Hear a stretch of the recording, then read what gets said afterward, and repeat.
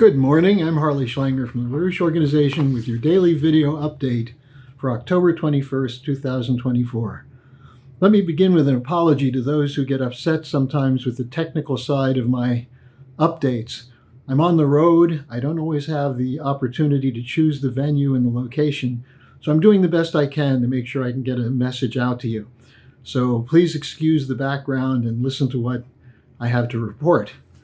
Tomorrow will be an extremely important day in history, the opening session of the BRICS summit in Kazan, Russia.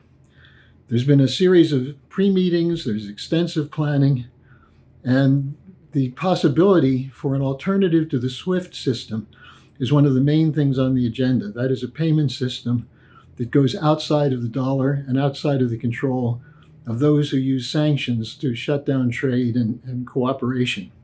Now, what else can be expected? Well, Putin was asked about whether a new financial system would emerge. And what he said is the BRICS will move, quote, as fast as we can, unquote. Now, the BRICS, for those who don't know, is the alliance of Brazil, Russia, India, China, and South Africa, which now includes 4 other countries and may have as many as 5 to 10 new countries added, countries of mostly the global South, the Middle East, perhaps some from South and Central America and Africa. And this is a growing organization of the fastest growing economies in the world. Now, Putin said we'll move as fast as we can on international financial reform, but we will proceed, quote, incrementally, step by step. We believe any rush would be inappropriate, unquote. Now, prior to the actual session beginning, there's been discussion of many joint and multinational, multilateral projects, for example, between China and Brazil on the Belt and Road Initiative. So stay tuned here for these updates, and I'll keep you updated over the next couple of days. Now, meanwhile, we see the attempt to derail the motion of the BRICS with the counter coming from, in particular, the Ukraine situation and Zelensky's threat that either Ukraine be given membership in NATO or they will develop nuclear weapons. Now, Putin responded to this threat. He said, under no circumstances will Russia allow this happen. And he described it as a dangerous act of provocation. Now, the important point to realize is that Zelensky is selling his so-called victory plan. It's not going to work. First of all, Ukraine can't win. And Zelensky's threat was a way of trying to pressure NATO leaders. There was a G7 defense ministers meeting in Naples, and what they talked about was continuing to provide military assistance to Ukraine. And they asserted that Ukraine is, quote, on an irreversible path to full Euro-Atlantic integration, including NATO membership. Now, the reality facing Zelensky is daunting. Ukraine is losing badly, day by day. NATO countries may provide nice words and may still send weapons, but it's not going to change the result. Ukraine cannot win. And so Zelensky will probably not get what he wants, which is an early entry into NATO. Now, Lloyd Austin at the event was non-committal. The U.S. Defense Secretary Schultz, the German Chancellor, reiterated his refusal to give the Taurus missile, the long-range German missile, to Ukraine. And he said NATO must not become a party to the war. Well, it's a little late for that, Olaf. But his intention is to tamp down the idea that NATO will allow its long-range missiles to be used by Ukraine for targets inside Russia. The French were more enthusiastic, at least in words.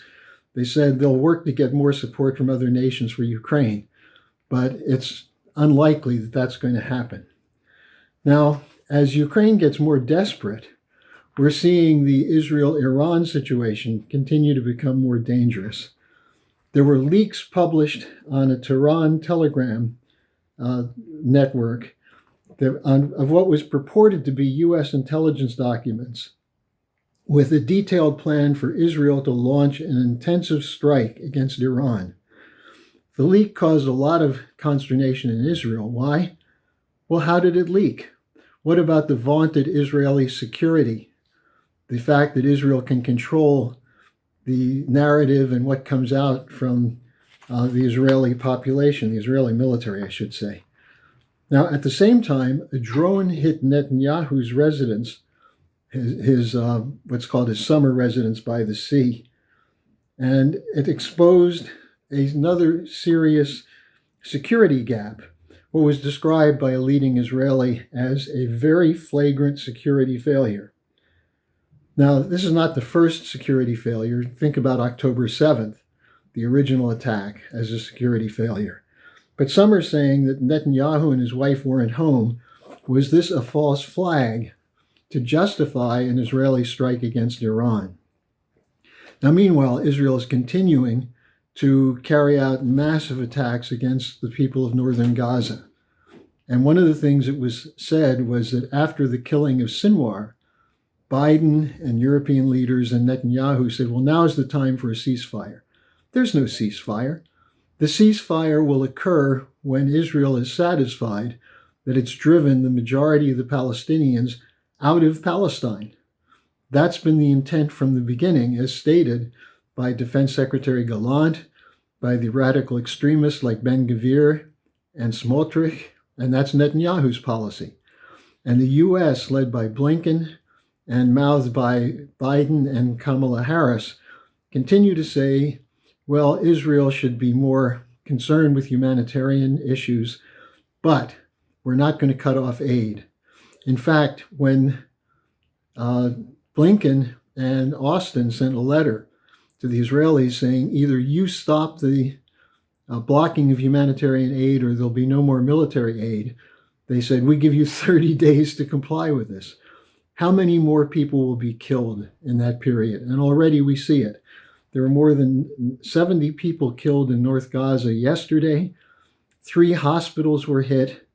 The Israelis are continuing an intense bombardment, and the threat to attack Iran is still on the front burner. So under these circumstances, what's the target? Well, in a sense, it's the Palestinians, it's Iran, it's Russia is the target of the Ukraine war. China is the target of the fomenting of violence with Taiwan. But the deeper issue is to destabilize relations of the global South nations that are moving toward the BRICS and to stop the BRICS from setting up an alternative system.